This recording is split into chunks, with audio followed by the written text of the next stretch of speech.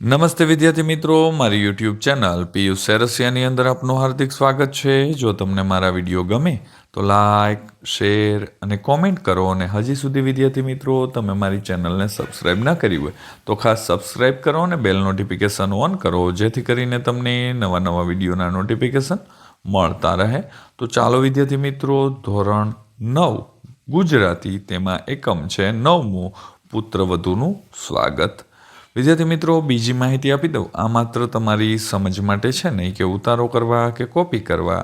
જ્યાં તમને મુશ્કેલી પડે ત્યાં જ તમારે મારા વિડીયોનો ઉપયોગ કરવાનો છે, અથવા તમે લખેલું હોય તે તપાસવા માટે મારા વિડીયોનો ઉપયોગ કરજો. તો ચાલો જોઈએ પ્રશ્ન. વિભાગ બી છે એમાં નીચેના જોડકા યોગ્ય રીતે જોડી. ફરીથી લખો. તો અમાં છે પુત્રવધુની સરખામણી, તો લક્ષ્મી આવશે, અને પુત્રવધુનું સ્વાગત તો ગીત આવશે. બ છે નીચે આપેલા વિકલ્પમાંથી યોગ્ય વિકલ્પ પસંદ કરી ખાલી જગ્યા પૂરવાનું છે. તો વિદ્યાર્થી મિત્રો, પહેલું છે કવિના મતે પુત્રવધુ ઘરનું ખાલી જગ્યા છે એ આંગણું છે. બીજું છે એમણે ખાલી જગ્યા કુળને ઉજાડ્યા, તો એમાં 2 કુળ આવશે. 5 નંબરનું છે કવિના ઘરની ભીતો જૂની છે. ત્યારબાદ પ્રશ્ન નંબર ક છે નીચે આપેલા પ્રશ્નોના એક વાક્યમાં ઉત્તર લખવાના છે. ઓત્સવ એટલે શું? તો ઉત્સવ થશે. બીજું છે પુત્રવધુને કયા કુળનું ઉજાળ્યા છે? તો પિયર અને સાસરિયા એમ બંને કુળને ઉજાળ્યા છે. 8 નંબરે પુત્રવધુના વેણ કેવા લાગે છે? તો વહાલથી નીતરતા એવા લાગે છે. પ્રશ્ન નંબર ડ નીચે આપેલા પ્રશ્નોના 2-3 વાક્યમાં ઉત્તરો લખવાના છે. તો એમાં 9 નંબરનો પ્રશ્ન, કવિએ પુત્રવધુનું ગૌરવ કઈ રીતે કર્યું છે? અને 10 નંબરનો, ઘરની અડવી ભીતો હવે શણગારથી કેમ શોભવા લાગી?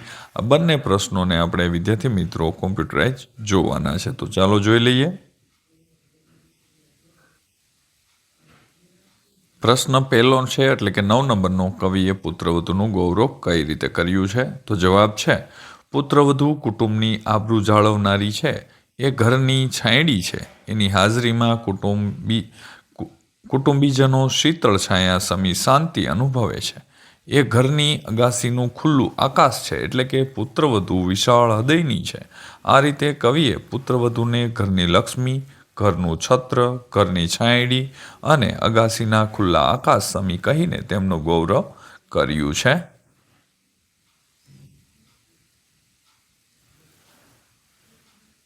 ત્યારબાદ 10 નંબરનો પ્રશ્ન, ઘરની અડવી ભીતો હવે શણગારથી કેમ શોભવા લાગી? તો જવાબ જોઈએ આપણે વિદ્યાર્થી મિત્રો. ઘરની ભીતોને પુત્રવધુની આંગળીઓનો સ્પર્શ થયો, એટલે ઘરની ભીતો આજ સુધી સૂની એટલે કે અડવી હતી, પરંતુ હવે પુત્રવધુની આંગળીઓના સ્પર્શ થતાં જ ભીતોએ જાણે સૌંદર્યના શણગાર સજ્યા હોય એમ શોભી ઉઠી. પુત્રવધુના આગમનની એટલી પ્રબળ અસર પડી કે નિર્જીવ વસ્તુઓ પણ જાણે પ્રાણ પૂર્યા હોય, ઘરનું વાતાવરણ પણ જીવંત બની ગયું. આગળનો પ્રશ્ન જોઈએ.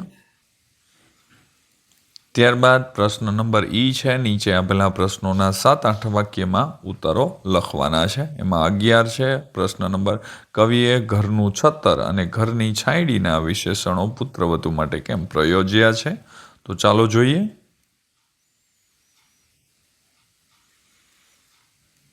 તેનો જવાબ છે વિદ્યાર્થી મિત્રો, પુત્રવધુનું આગમન ઘર માટે ઉત્સવ બની ગયું છે એમ કવિ કહે છે, કારણ કે પુત્રવધુનું આગમન એટલે લક્ષ્મીનું આગમન. ઘરમાં પ્રવેશતા જ એણે ઘરમાં જાણે મીઠી સુગંધ ફેલાવી દીધી, અને એની આંગળીઓના સ્પર્શથી સૂની ભીતો જાણે સૌંદર્યના શણગાર સજ્યા હોય એમ શોભી ઉઠી.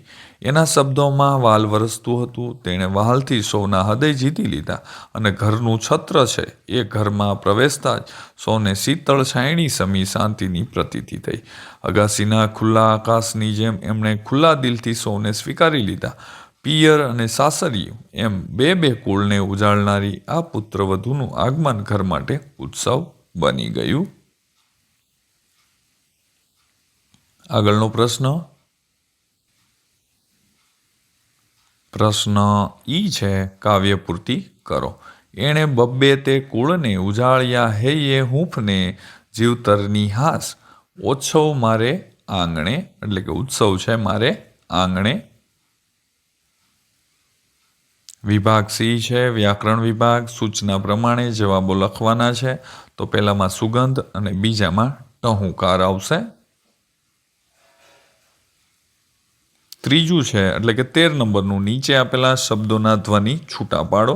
તો ઓછવ એટલે કે ઓ +6 અ વ અને અ આવશે. વહાલપ અને ઉજાળિયા, આનું અહીંયા જે શબ્દોના ધ્વનિ છે તે છૂટા પાડી અને બતાવવામાં આવ્યા છે. 14 નંબર છે તેમાં ભીતો તો જાતિવાચક, હાસ તો ભાવવાચક અને ઉત્સવ તો જાતિવાચક આવશે. 15 નંબરનો પ્રશ્ન છે વિશેષણના પ્રકાર જણાવો. તો મારે તો સર્વનામિક વાચક અને બબ્બે તો સંખ્યાવાચક આવશે.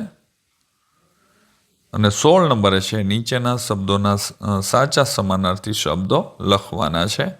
તો કુળ તો ખાનદાન, અગાસી તો છત, કમળ તો પંકજ, મકરંદ તો મધ, રસ, પિયુષ અને અમૃત થશે.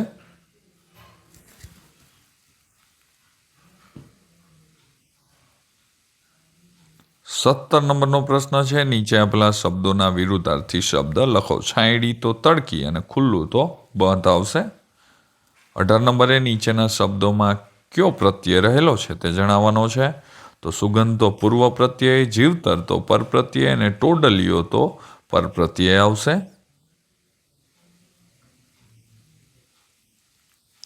પ્રશ્ન નંબર 19 નીચેના શબ્દ સમૂહ માટે એક શબ્દ. તો પહેલામાં છત્ર અને બીજામાં સ્વાગત આવશે. 20 નંબરનો પ્રશ્ન નીચેના રૂઢિપ્રયોગોનો અર્થ આપી વાક્યમાં પ્રયોગ કરવાનો છે. તો કુળને ઉજાળવું તો કુળની પ્રતિષ્ઠા વધે તેવું કાર્ય કરવું. પુત્રવધુ લક્ષ્મીએ બબ્બે કુળને ઉજાળ્યા. પ્રશ્ન નંબર 21 નીચેના શબ્દોમાં લિંગ ઓળખાવો. તો શણગાર તો પુલ્લિંગ, હૂંફ તો સ્ત્રીલિંગ અને જીવતર તો નપુંસકલિંગ આવશે. 22 નંબરે નીચેના વાક્યોના કાળ ઓળખાવો. તો પહેલામાં ભૂતકાળ અને બીજામાં વર્તમાન કાળ આવશે.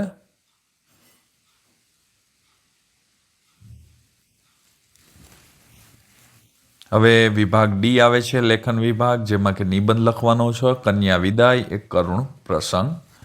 વિદ્યાર્થી મિત્રો ચાલો આપણે તે પણ જોઈ લઈએ.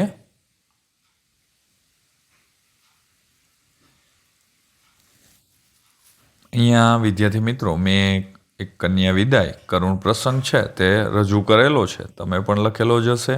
તો ચેક કરજો, ક્યાંય પણ તમારે ભૂલ હોય તો તમારે સુધારો કરવાનો છે. મારો વિચાર અને તમારો બંનેનો અલગ હોઈ શકે છે, એટલે તમે જો ના લખેલું હોય તો અમુક મુદ્દાઓ જોઈ અને તમે તમારી રીતે લખવાની કોશિશ કરજો, જેથી કરી અને તમને પણ ભવિષ્યમાં જ્યારે પણ પરીક્ષામાં કે એમાં આ મુદ્દા આધારિત પૂછાય તો તમે લખી શકો.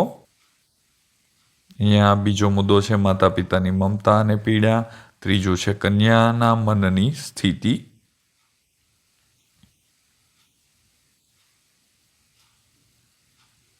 ત્યારબાદ આગળ જોઈએ.